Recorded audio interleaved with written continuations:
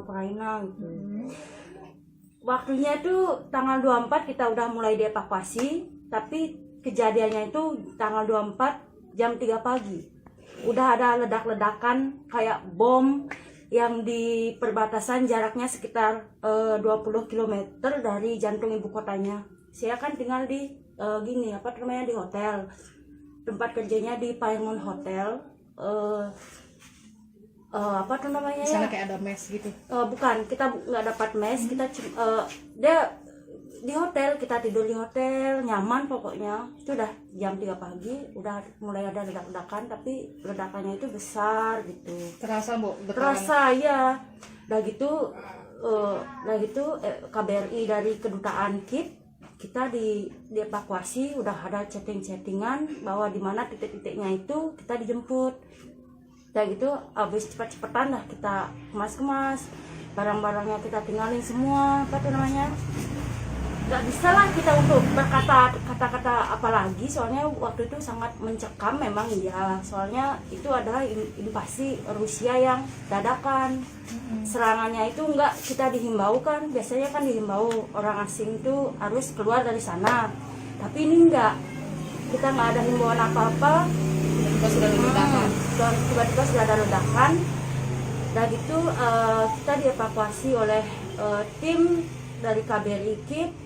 Dan gitu kita tinggal di sana 5 harian kalau nggak salah ya, 5 hari 24 sampai tanggal 28. Dan gitu tanggal 28 kami baru perjalanan pulang, tapi waktu itu airportnya udah digempur sama Rusianya, udah istilahnya udah dihancurkan.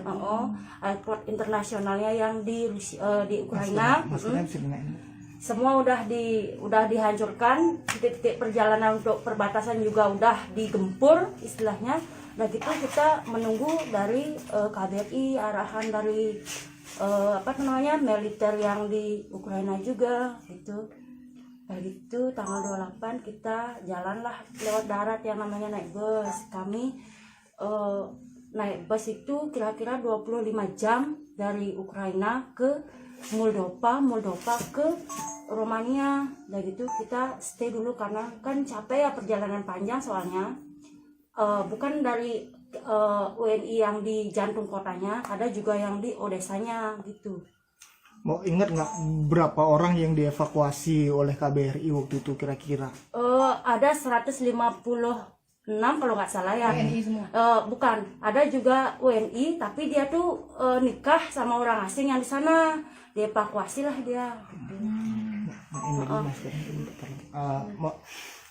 Dari yang akhirnya mau ajak pulang ke sini ke Bali itu ada berapa orang, Bu? 26. Ya, kita semua yang dari Bali itu khususnya wanita semua, mereka pekerja di bagian spa terapis asal Bali. Mbak di sana kerjanya di apa, Bu? Saya di hotel. Bagiannya? Bagian spa terapis. Ini udah yang keberapa kalinya mau ke Ukraina? Ini baru yang pertama kalinya. Saya juga syok, soalnya saya cinta banget sama Ukraina, baru nyampe aja saya suka sama negaranya. Gimana rasanya itu?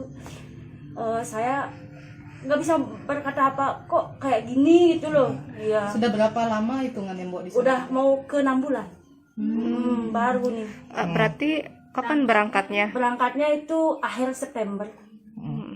Mbak, apa yang Mbak suka dari Ukraina? Kok tadi Mbak bilang bahwa senang banget di Ukraina sebenarnya? Betah, soalnya bosnya juga baik, manajer kita peduli sama orang asing, pokoknya suka gitu. Orang-orang yang di sana cuek dia memang, wanita cewek itu karakternya memang tidak mau tahu, dia cuek, dia tidak nakal, tidak, pokoknya suka. Misalnya uangnya bagus sana. Ya.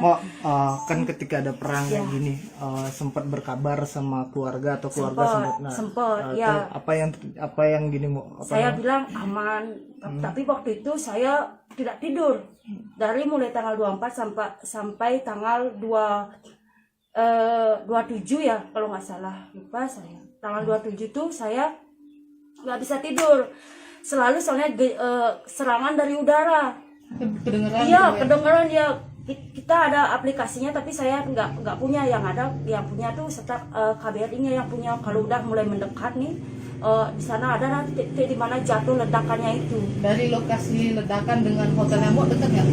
Dekat ya, tapi saya udah dievakuasi, udah diem di tempat KBRI. Jadinya kita aman, tapi itu takutnya juga salah sasaran. Aman, memang aman tempatnya. Kalau kami udah di KBRI, tempatnya pengungsiannya itu aman, tapi takutnya itu kan salah sasaran. Nah, sekarang kan Mbok sudah pulang ke Bali lagi. Rencananya mau kerja di mana lagi?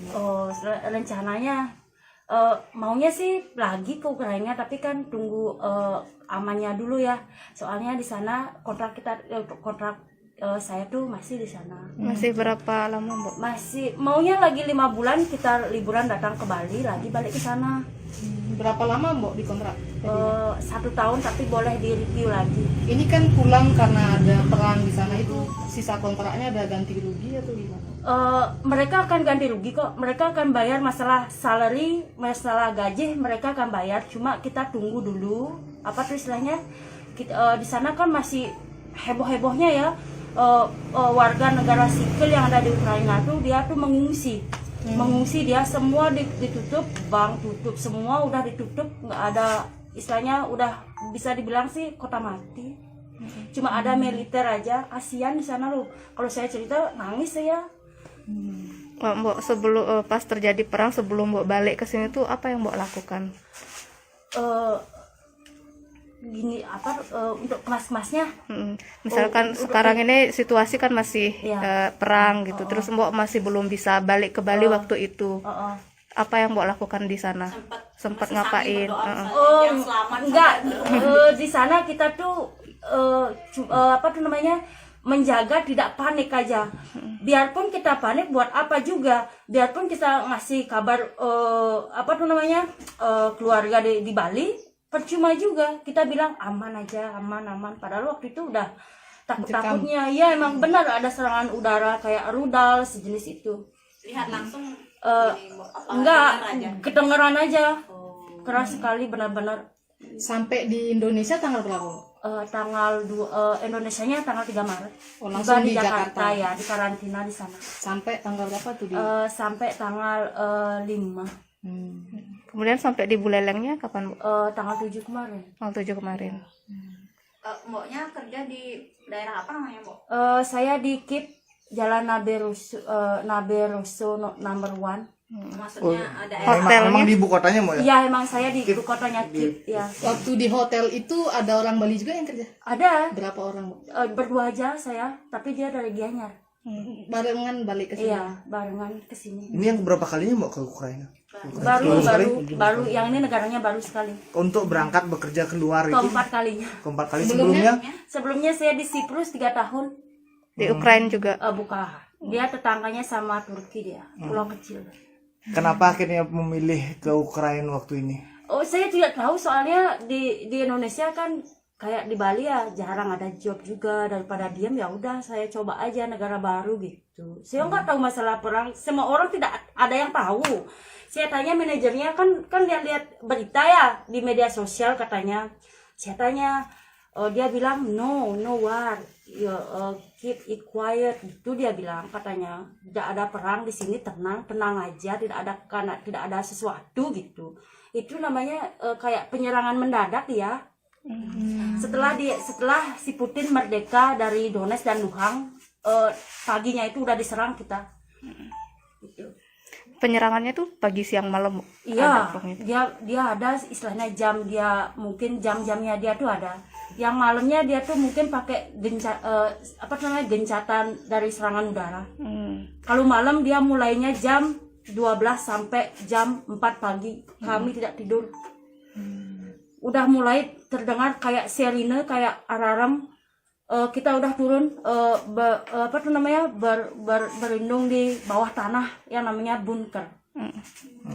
Mau punya teman nggak di sana, Mbok? Di mana? Di Ukraina. Di Ukraina? Ya, orang asli sana. Saya punya, tapi mereka ada yang mengungsi ke Egypt, ada yang mengungsi ke Jerman, ada yang mengungsi ke Polandia.